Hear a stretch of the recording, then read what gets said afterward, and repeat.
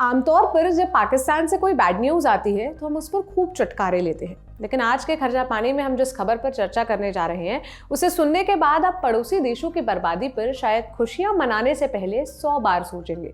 Reserve bank के मुखिया का कहना है कि पड़ोसी देशों के कर्ज में फंसे होने से हम भी आर्थिक परेशानी में फंस सकते हैं। आज के खर्चा पानी में हम इसी पर विस्तार से चर्चा करेंगे। एक्सपर्ट से जानेंगे कि हमारे पड़ोसी देश यानी पाकिस्तान, श्रीलंका और बांग्लादेश का वित्तीय संकट हमें किस तरह से रुला सकता है। ये भी जानेंगे कि पड़ोसियों और दुनिया के बाकी धुरंधर देशों के मुकाबले भारत कितनी बेहतर आर्थिक स्थिति में है और कुछ देशों के साथ डॉलर की जगह रुपए में ट्रेड से भारत को कितना फायदा होता है। आरबीआई गवर्नर शक्तिकांत दास ने कहा कि जो पड़ोसी देश भारत के रीजनल ट्रेड पार्टनर हैं, ऐसे देश हमें नई मुश्किल में डाल सकते हैं। उन्होंने कहा कि इन देशों में बढ़ता कर्ज संकट हमें भी मुसीबत में फंसा सकता है। शक्तिकांत दास ने समाचार पत्र फाइनेंशियल टाइम्स के साथ एक इंटरव्यू में शंका जाहिर की है। हालांकि उन्होंने कहा कि वैश्विक मंदी की वजह से आरबीआई देश की अर्थव्यवस्था को लगने वाले संभावित जोखिमों के प्रति पूरी तरह सतर्क है। भारत के रीजनल ट्रेड पार्टनर्स के बारे में आरबीआई गवर्नर ने कहा, हम इन सभी देशों में कर्ज संकट को लेकर काफी चिंतित हैं, क्योंकि इन देशों के साथ हमारे बहुत सारे व्यापारिक रिश्ते हैं। हालांकि दास ने यह बताने से इनकार कर दिया कि उनका मतलब किन देशों से है, लेकिन एक्सपर्ट्स के मुताबिक उनका इशारा श्रीलंका और पाकिस्तान जैसे हमारे पड़ोसी देशों की ओर था। पिछले साल श्रीलंका एशिया का पहला देश बन गया जो कि अपना कर्ज नहीं चुका पाया है और दिवालिया हो गया। इसी तरह से पड़ोसी देश पाकिस्तान भी करीब करीब डिफॉल्ट के मुहायने पर बैठा है। पाकिस्तान के विदेशी मुद्रा भंडार 8 साल में सबसे कम पर आ गया है। फिलहाल पाकिस्तान के पास मोटा माटी सिर्फ 1 महीने का आयात के बराबर पैसा बचा है। पाकिस्तान के लोकप्रिय समाचार पत्र डॉन की एक रिपोर्ट के मुताबिक स्टेट बैंक ऑफ पाकिस्तान के पास 30 दिसंबर 2022 को समाप्त हुए हफ्ते के दौरान 5.5 अरब डॉलर यानी करीब 45,000 करोड़ रुपए के विदेशी मुद्रा भंडार बचा है। इसी तरह से बांग्लादेश की अर्थव्यवस्था भी धीमी मांग से जूझ रही है। बांग्लादेश में पेट्रोल डीजल की बढ़ती कीमतें और बिजली कटौती के चलते वहां की इकोनॉमी काफी प्रभावित हुई है।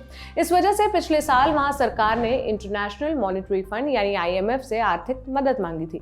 बांग्लादेश के अखबार द डेली स्टार के मुताबिक बांग्लादेश ने IMF से 4.5 अरब डॉलर यानी करीब 37,000 करोड़ रुपए का कर्ज मांगा है। बांग्लादेश की शेख हसीना सरकार ने IMF के पास जाने का फैसला विदेशी मुद्रा भंडार में तेजी से आई गिरावट के बाद किया है। जानकारों के मुताबिक प्राकृतिक गैस समेत दूसरे आयात बिल तेजी से बढ़ने और निर्यात में गिरावट के कारण बांग्लादेश भी विदेशी मुद्रा के संकट में फंसता दिख रहा है। इंटरनेशनल मॉनेटरी फंड यानी IMF ने अनुमान जताया है कि 1/3 दुनिया वैश्विक आर्थिक मंदी की चपेट में आने वाली है। इसके बावजूद भारत की आर्थिक ग्रोथ और फाइनेंशियल कंडीशन काफी ठीक नजर आ रही है। दुनिया भर के जानकारों का अनुमान है कि वैश्विक मंदी का साया गहराने के बाद भी भारत एक चमकते सितारे की तरह होगा। उन्होंने कहा कि इसमें कोई शक नहीं कि भारत लगभग सभी अन्य देशों की तुलना में कहीं बेहतर है। हालांकि उन्होंने कहा कि वैश्विक चुनौतियां बढ़ रही हैं। उन्होंने कहा इन चुनौतियों का प्रभाव भारत पर भी पड़ेगा। इस बारे में हमने फाइनेंशियल एक्सपर्ट शरद कोहली से बात की। आइए सुनते हैं उन्होंने क्या कहा। पड़ोसी के ऊपर मुसीबत आती है, हमारी हालत भले ही उनसे बहुत अच्छी है। हमारे फॉरेन एक्सचेंज रिजर्व आज 550 बिलियन डॉलर से ऊपर के हैं। पाकिस्तान जैसे पड़ोसी के देखें तो उनके पास महीने भर का भी नहीं बचा है। 8 बिलियन डॉलर की तो उनकी लोन की किस्त है जो जानी है इस क्वार्टर में, और 6 बिलियन डॉलर से भी कम का उनका बचा है। ऐसे ही बांग्लादेश के बारे में हमने सुनते रहते हैं बातें, श्रीलंका का हमने हाल देखा ही था। तो ये जो भारत के अड़ोस पड़ोस में ये जो हलचल दिखाई दे रही है, देश पड़ोस के देश नेपाल है, बांग्लादेश है, श्रीलंका है, पाकिस्तान है, ये पड़ोस के देश अगर आर्थिक संकट में आते हैं तो इसकी आंच भारत तक भी आती है। कैसे आती है? क्योंकि ये हमारे ट्रेड पार्टनर्स भी हैं, इनकी सीमा हमसे लगी हुई है। उदाहरण के तौर पर मैं नेपाल की बात करूं तो नेपाल का करीब हम 975 बिलियन नेपाली रुपए से ज्यादा बायलैटरल ट्रेड किया जाता है। बांग्लादेश हमारा आज बहुत बड़ा ट्रेडिंग पार्टनर, 18 बिलियन डॉलर से भी बांग्लादेश के साथ बायलैटरल ट्रेड होता है। पाकिस्तान से भी छोटा मोटा होता है। ऐसा नहीं है कि पाकिस्तान से बिल्कुल हमने सब्जियां, फल और खाने पीने की चीजें, कपड़े बिल्कुल नहीं आते। करीब 300 मिलियन डॉलर के आसपास का ट्रेड होता है। तो अगर इन देशों के पास विदेशी मुद्रा भंडार नहीं है, या इनका विदेशी मुद्रा भंडार समाप्त हो गया है, या ये दिवालिया निकलने के कगार पे है, कुल मिला के कहूं कि अगर पड़ोसी का दिवालिया निकल रहा है तो हमारे ऊपर भी उसकी आंच आएगी, क्योंकि हमारे से जो इनका व्यापार होता है वो भी प्रभावित होगा। हमारे पड़ोसियों की हालत भले ही काफी खस्ताहाल हो, लेकिन भारत तब भी दुनिया की सबसे तेजी से बढ़ती हुई अर्थव्यवस्थाओं में से एक है। आरबीआई गवर्नर ने कहा कि मोदी सरकार के ठोस आर्थिक कदमों के चलते और आरबीआई की सख्त मौद्रिक नीति की बदौलत हम काफी बेहतर हालत में हैं। उन्होंने कहा कि भारत के पर्याप्त विदेशी मुद्रा भंडार ने अंतर्राष्ट्रीय निवेशकों का भरोसा बढ़ाया है। आरबीआई के मुखिया का कहना है कि दुनिया के प्रमुख देशों की तुलना में भारत सरकार ने कोरोना राहत पैकेज में कुछ हाथ से कोड़े थे। इसका काफी फायदा भी हुआ क्योंकि इससे महंगाई काबू करने में मदद मिली। उन्होंने कहा कि भारत में महंगाई का आंकड़ा कई दूसरे प्रमुख देशों की तुलना में कम है। कई अर्थशास्त्रियों को उम्मीद है कि 2024 के आम चुनाव से पहले मोदी सरकार अगले महीने पेश होने वाले सालाना बजट में ज्यादा पैसा खर्च करने का लक्ष्य निर्धारित करेगी। लेकिन आरबीआई गवर्नर ने कहा कि केंद्र सरकार अपने राजकोषीय घाटे को कम करने के लिए काफी प्रतिबद्ध नजर आ रही है, इसलिए हमें सरकार पर संदेह करने का कोई कारण नहीं बनता है।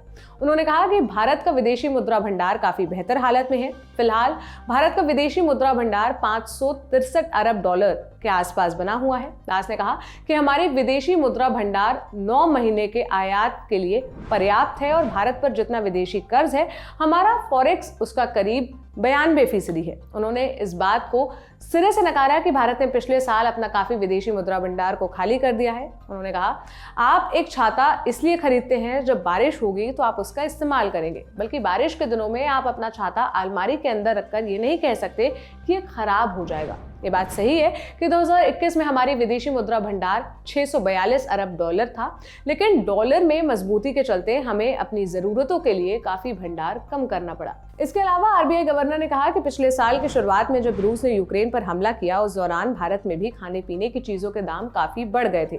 इसके अलावा ईंधन की कीमतें भी आसमान छूने लगी थी। लेकिन कुछ समय बाद हालात बदले। हम अपने खाड़ी देशों से कच्चे तेल के आयात पर निर्भर थे, लेकिन समय बदला। आज रूस से हमें काफी सस्ता तेल मिल रहा है।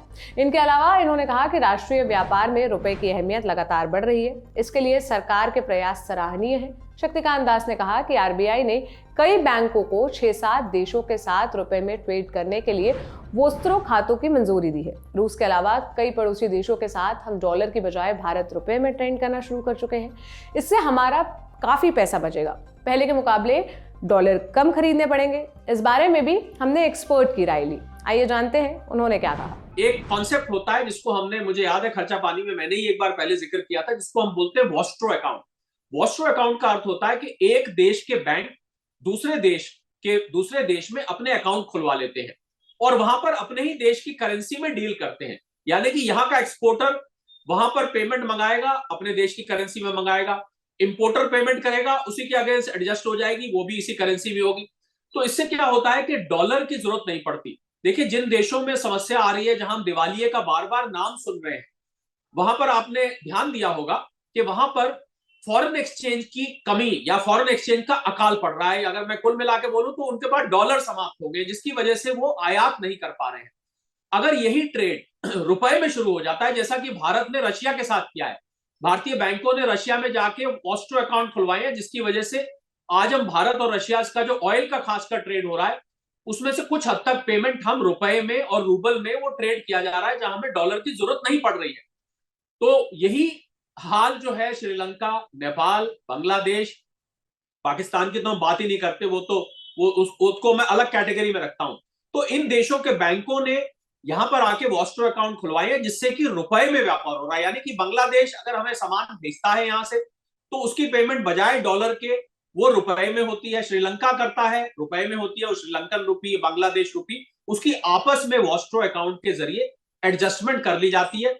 इससे रुपए को नियंत्रण में लाने में कुछ हद तक सहायता मिलती है। जो रुपया डॉलर के मुकाबले कमजोर हुआ है, उसमें कुछ हद तक उसको राहत मिलती है। तो ये था आज का खर्चा पानी। ये बुलेटिन लिखा था हमारे साथी प्रदीप यादव ने। मेरा नाम है सोनल। आप अपनी राय यहाँ कमेंट बॉक्स में जरूर दें। अगला एपिसोड आने तक आप अपना खूब ख्याल रखें।